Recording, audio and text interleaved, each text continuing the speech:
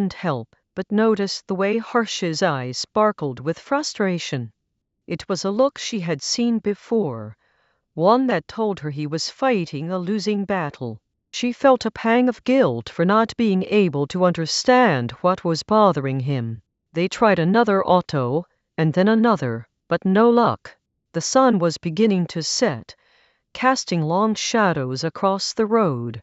Harsh suggested they try a rickshaw, hoping it would be more willing to take them on such short notice. But as they waited for the rickshaw to arrive, Mallory couldn't shake off the feeling that something was off between them. The air seemed charged with an unspoken tension, one that made her wonder if she had misread the whole situation.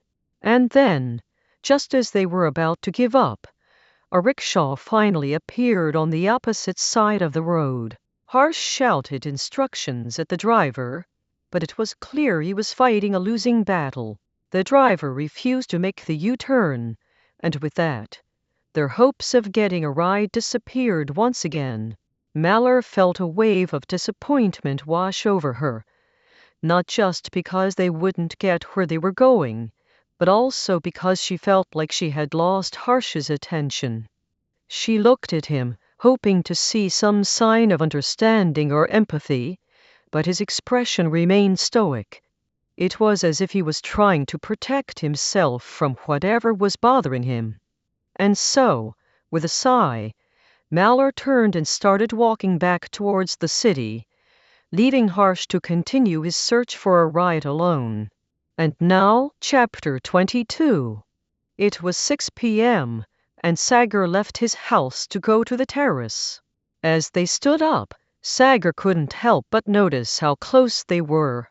The air was filled with the sweet scent of blooming flowers, and the sound of the city faded into the background. He felt a rush of adrenaline as their eyes met for the first time.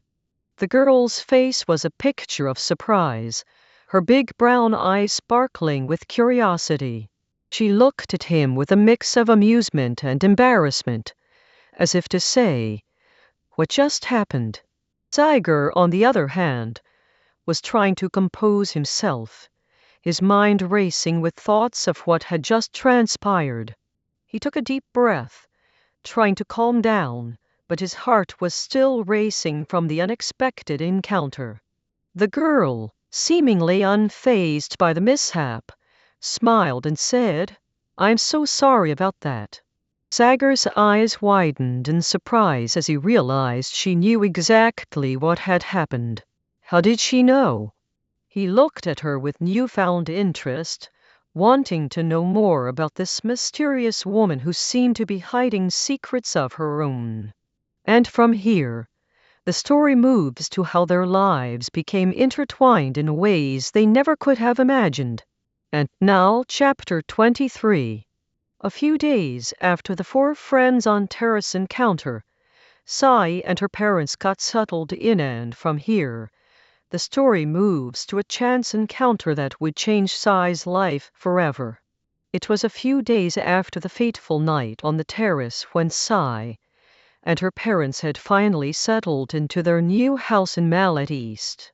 As she went for a stroll around her new locality, she found herself at the Children's Academy School of Mallet East. The school gate was bustling with activity, and outside, a thin man on a cycle was selling idlis and mendu vada to the students. Among the crowd, Sai spotted a familiar face, Sagar, eating idlis and licking chutney from his fingers. Their eyes met, and Sagar beckoned her to cross the road. As they stood there, Sai couldn't help but laugh at the sight of chutney stuck on Sagar's nose. "First, finish eating it," she teased, trying to compose herself. Sagar finished the idlis in 2 minutes, leaving the chutney on his nose. Sai took pity on him and cleaned his nose with a paper from the Idliwala uncle. As they walked together, Sagar shared that this was his school, where he had been eating idlis since the 5th standard. "So, what are your plans after Masters?" Sagar asked, trying to keep the conversation going. Sai revealed her bizarre plan, starting a travel company to organize tours to Hampi, a place she held dear. Sagar was intrigued and encouraged her to pursue it. As they strolled, he shared his own secret admiration for Sai's passion and talent on the D-Hall. He had recorded a video of her playing, which he showed her now. Sai was taken aback by Sagar's words, feeling seen and appreciated. The chance encounter between them sparked a connection that would take them on an unexpected journey together. And now, Chapter 24. It was after a long time that Sagar and Malar were sitting on the terrace without Harsh, and from here, the story moves to a moment of great excitement and anticipation. It was after a long time that Sagar and Malar were sitting on the terrace without Harsh and Sai. Though they both never thought that way, there was a sense of serenity when they were together and alone on the terrace. The air was filled with the sweet scent of blooming flowers, and the sound of chirping birds created a soothing melody. Sagar observed a change in Malar's appearance. She looked lean and fit. Her face was glowing, and the dark circles around her eyes were almost gone. "How's your health?" he asked, his voice filled with genuine concern. They both were walking across the terrace, their footsteps echoing off the walls. "I am doing really well," Malar said, smiling. "All thanks to you." Her words tugged at Sagar's heartstrings. He had been a constant source of support for her, encouraging her to take up exercise and introducing her to Harsh. Without him, she wouldn't have started exercising, and the results were evident in her transformation. Malar sounded genuinely grateful to Sagar, her voice filled with emotion. "Thanking people genuinely will never go out of fashion." The conversation flowed effortlessly, like a gentle stream meandering through the countryside. They talked about everything and nothing, their laughter and jokes filling the air.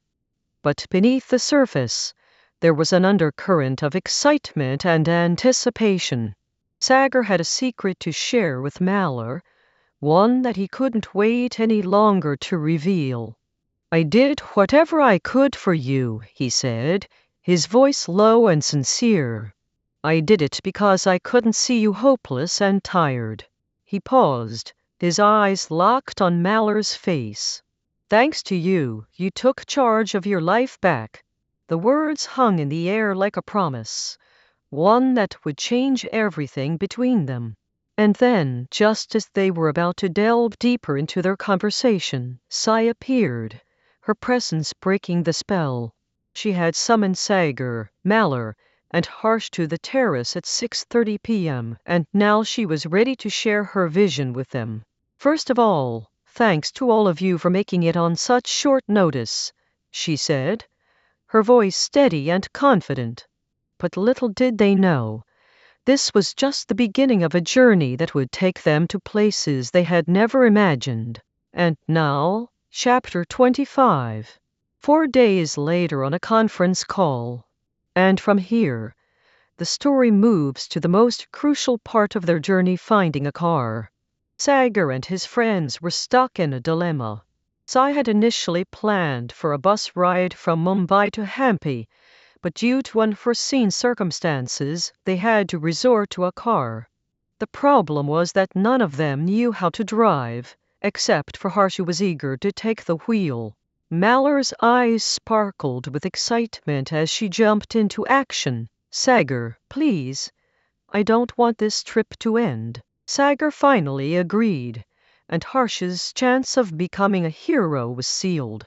But Sai wasn't convinced yet, asking Harsh if he was sure he could drive the 750 km from Mumbai. Harsh's determination was palpable as he replied that he had driven before and could manage. The group cheered in unison, knowing they were one step closer to their dream trip. With the plan set in motion, Cy instructed them to leave by 5 a.m. the next morning, pack their bags, and get ready for an adventure of a lifetime. And now, Chapter 26. Friday morning, 5 a.m. As they continued on their journey, Cy's mistake started to show. The GPS had led